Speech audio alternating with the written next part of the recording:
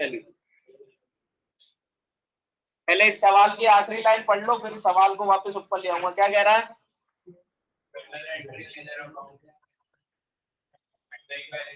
Journal entry भी बनानी है, लेजर अकाउंट भी बनाने हैं और बैलेंस शीट भी बनानी है। तो रिवैल्यूएशन अकाउंट लेजर ही होता है, पार्टनर कैपिटल अकाउंट भी लेजर होता है, और बैलेंस शीट बनानी है। तो जर्नल आपका रहेगा होमवर्क, और मैं यहाँ पर आपको तैयार करवाऊंगा रिवैल्यूएशन अकाउंट और capital account.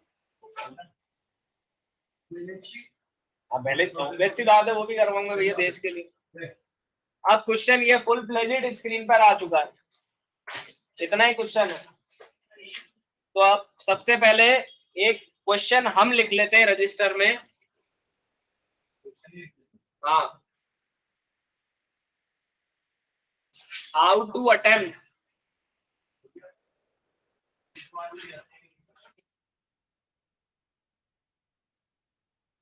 Full adjustment question.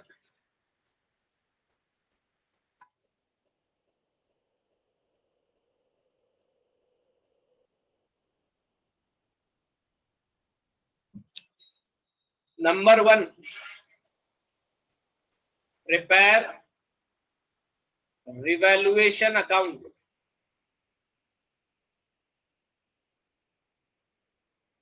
Find adjustment, scan balance sheet. आपको एडजस्टमेंट में रिवैल्यूएशन के आइटम्स मिलेंगे, उन आइटम्स को कहां पर चेक करेंगे? बैलेंस शीट में चेक करेंगे और फिर वहां से क्वेश्चन को अटेम्प्ट करेंगे। Second, prepare partner capital account.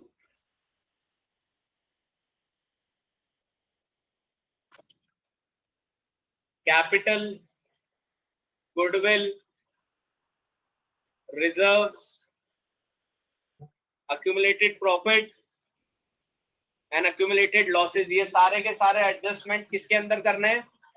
Partner capital में करने हैं। और 3, प्रिपेयर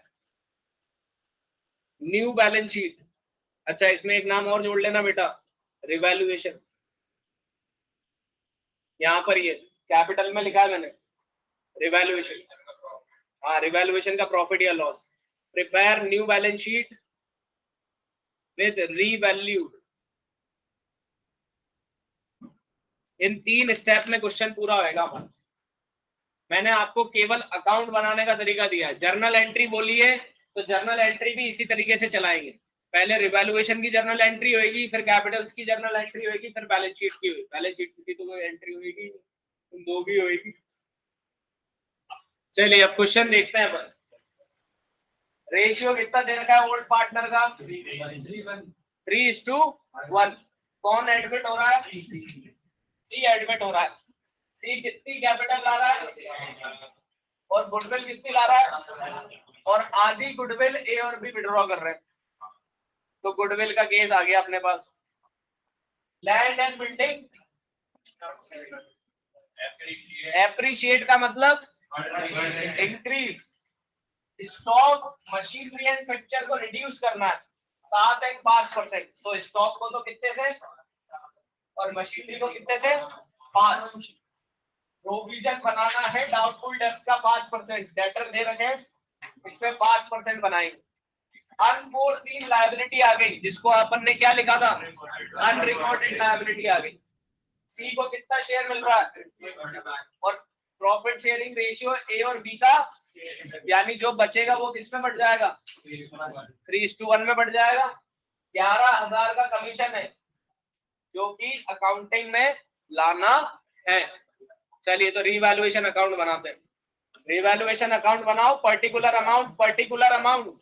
अब सबसे पहला एडजस्टमेंट रिवैल्यूएशन का हमने जो क्वेश्चन में अभी पढ़ा सर, कि सबसे पहले जब रिवैल्यूएशन बनाते हैं तो एडजस्टमेंट ढूंढते हैं और बैलेंस शीट को देखते हैं। तो हमने एडजस्टमेंट पकड़ लिया। एडजस्टमेंट ये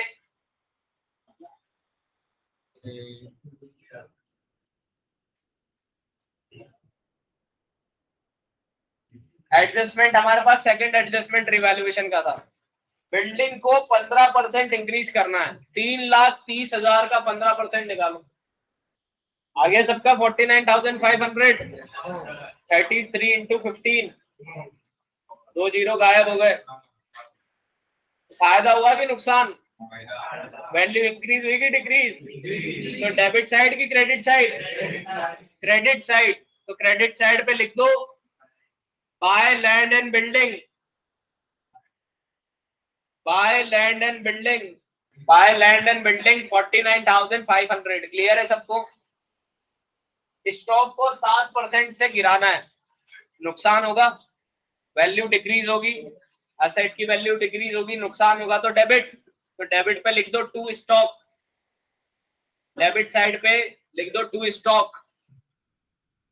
भाई ये हमारी, ये डेबिट साइड, ये क्रेडिट साइड। यहाँ पे तो हमने लिख दिया बाय लैंड एंड बिल्डिंग, कितना आया था? 49,500। और यहाँ पर हमारे स्टॉक की वैल्यू गिर रही है तो हमने लिख दिया टू स्टॉक। अब यहाँ पर हमें स्टॉक की वैल्यू दे रखी है 1,80,000, 1,80,000 पे 7% कम करना है, तो 1,80,000 इंटू 7, 2 जीरो कम कर दो, परसेंट का है तो 1800 इंटू 7, 18 7 जा 126, तो यहाँ आ गए 12,600। ठीक है। फिर क्वेश्चन कह रहा है फिक्सचर्स और मशीनरी को 5%, तो मशीनरी एंड फिक्सचर 2 लाख की है, तो 2 लाख का 5%, 2 जीरो गायब, 2,000 इंटू 5, 10,000। तो यहाँ पर हमने लिख दिया टू मशीन एंड फिक्सचर। अब इसके बाद अगला एडजस्टमेंट हमारे पास रिवैल्यूएशन का ये 5% बनाना है, लायबिलिटी इंक्रीज होगी, नुकसान होगा। हम ये मान के चल रहे हैं कि 5% पैसा डूब सकता है, तो 2 लाख का वापस 5% बनाओ, 10,000। तो यहाँ पर हमने लिखा टू पीडीडी 10,000। इसके बाद रिवैल्यूएशन का आइटम दिख रहा है, लायबिलिटी आ रही है 15,000 की, तो 15,000 की लायबिलिटी भी नुकसान देके जाएगी, तो यहाँ लिख दिया टू अनफोरसीन लायबिलिटी। इसके बाद कह रहा है 11,000 का कमीशन रिसीव हुआ, तो ये हमारे लिए एसेट बन गई, इनकम होगी, फायदा हो गया, तो ये क्रेडिट पे दिखाएंगे बाय कमीशन 11,000। और ये हमारे रिवैल्यूएशन अकाउंट के सारे आइटम मिल गए हमें, और हमने रिवैल्यूएशन अकाउंट संपूर्ण रूप से तैयार कर दिया। अब हमें तराजू का पता लगाना है, तो तराजू का इधर का अमाउंट ज्यादा दिख रहा है, तो हमने यहाँ पर मेंशन कर दिया टू प्रॉफिट, और प्रॉफिट 2 जनों में बटेगा, ए और बी, और फिर यहाँ नीचे लाइन लिख के टोटल लिख दिया कितना, 60,500। अब 60,500 में से ये सारे अमाउंट हटाए, तो अब दिमाग लगाना, सुनना, 10 और 10 20, 20 और 15 35, 35 प्लस 12 47, 47,600, यानी कि 60,500 माइनस 47,600। निकालो अमाउंट कितना आ रहा। 15 में से 6 गए तो बचे, और यहाँ आ गया 9, 9 में से 7 गए तो, और यहाँ पे 5 आ ही गया होगा, 5 में, तो यहाँ हमने लिख दिया 12,000। अब ये 12,900 का तो टोटल प्रॉफिट है। अब हमने रिवैल्यूएशन के लिए कंडीशन लिखी थी ओल्ड पार्टनर लेके जाएंगे ओल्ड रेशियो में, तो अब ये 12,900 ओल्ड रेशियो था 3:2, तो 12,900 का 3/4 और 12,900 का 1/4। तो पहले 12,900 को 4 से डिवाइड कर लो ताकि हमारे पास वैल्यू आ जाए, और फिर यहाँ पे तो सिंगल अमाउंट आ ही जाएगा, यहाँ पे उसको इंटू 3 कर देना, तो वो अमाउंट यहाँ आ जाएगा। निकालो दोनों अमाउंट।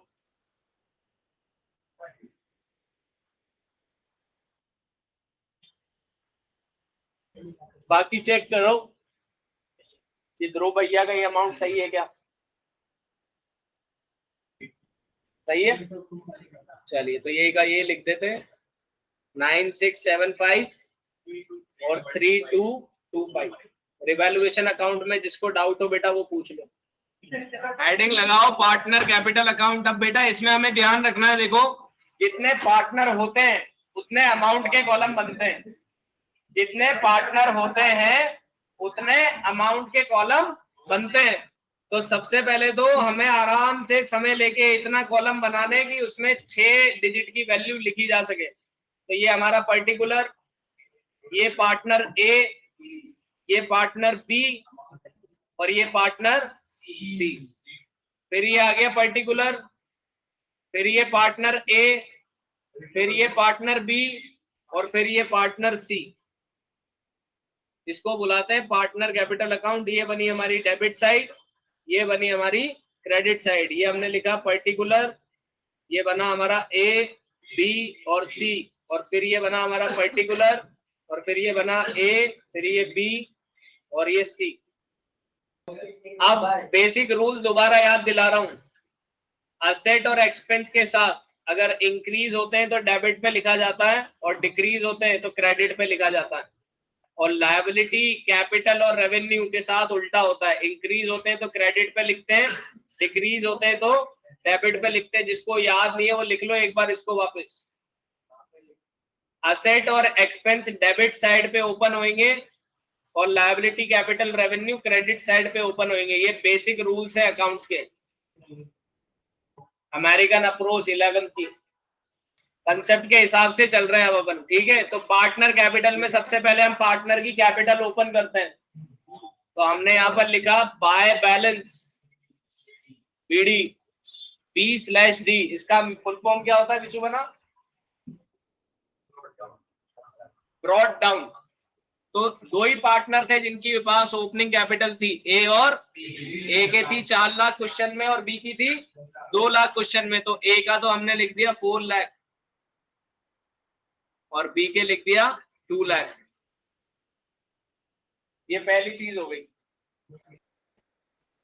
ओके, अब नया पार्टनर कैपिटल लाया, तो नया पार्टनर लाया बैंक से, तो बाय बैंक नया पार्टनर कैपिटल लाया, कैपिटल इंक्रीज होगी क्रेडिट पे लिखेंगे। तो सी पार्टनर लाया था 1 लाख, तो 1 लाख रुपए।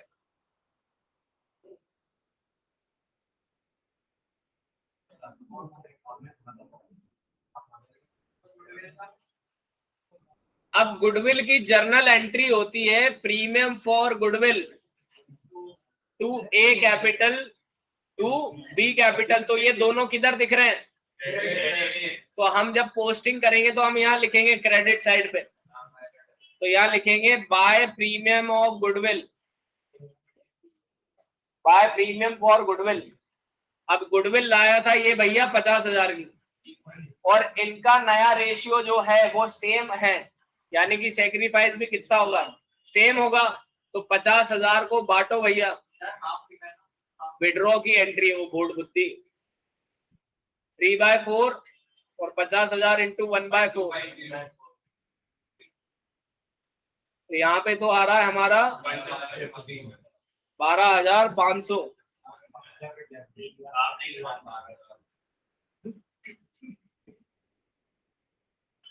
और यहाँ पर हमारा अमाउंट आ रहा है 37,000। तो ये तो मिलेगा ए को और ये मिलेगा बी को। तो हमने ए के तो लिख दिया 37,500 और बी के लिख दिया 12,500। समझ में आया कैसे एंट्री से पोस्टिंग करवा रहा हूं मैं? ठीक है, अब तीसरी एंट्री है, विड्रॉ कर रहे हैं हाफ अमाउंट। तो विड्रॉ की एंट्री होती है ए बी टू बैंक। अब ए और बी किधर है? डेबिट साइड पे। तो अब किधर लिखेंगे? डेबिट साइड पे। तो डेबिट साइड पे अपन ने लिख दिया टू बैंक। अब पूरी गुडविल तो विड्रॉ नहीं हुई, क्वेश्चन क्या कह रहा है? केवल आधी गुडविल विड्रॉ हुई है। तो 50,000 का आधा कितना होता है? 25,000। तो 25,000 को बांटो वापस 3/4 में और 1/4 में। बस यही बेटा अटकोगे कैलकुलेशन में, बाकी तो सब आसान है। जिसको कंसेप्ट क्लियर है, पोस्टिंग करनी आती है, सब आती है, फॉर्मेट बनाना आता है, मेजर परेशानी कहाँ आती है? कैलकुलेशन में। 18,750 और 6,250। तो हमने यहाँ पे लिखा 18,750 और 6,250। अब रिवैल्यूएशन का प्रॉफिट मिलेगा इन लोगों को, तो यहाँ पे हमने लिख दिया बाय रिवैल्यूएशन। कितना मुनाफा हुआ था? तो ए को मिल गए 9675 और बी को मिल गए 3225। और कुछ तो बचा ही नहीं सर क्वेश्चन में। क्वेश्चन में ना तो हमें रिजर्व दे रखे थे, ना कोई एक्यूमुलेटेड प्रॉफिट दे रखा था, ना कोई रिजर्व दे रखा था। तो अब इसी को क्या कर देंगे? बैलेंस कर देंगे। तो यहाँ पे हम लिखेंगे टोटल और यहाँ लिखेंगे टू बैलेंस। सीडी बोले तो कैरिड डाउन, तो सबसे आसान तो सी का है। यहाँ पर भी 1 लाख और यहाँ पर भी 1 लाख। बाकी दोनों पार्टनर का टोटल लगाना है इधर का और यहाँ से लेस करके अमाउंट भरना है। तो 4 लाख में 37,500 और 9675 ऐड करो। 447, ये बात तनिष भैया, 447,175। तो 447,175 में से 18,750 लेस करेंगे तो जो अमाउंट आएगा वो यहाँ दिखेगा 2,15,725।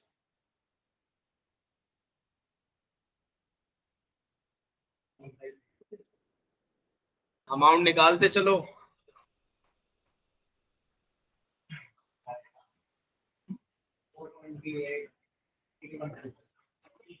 फोर 425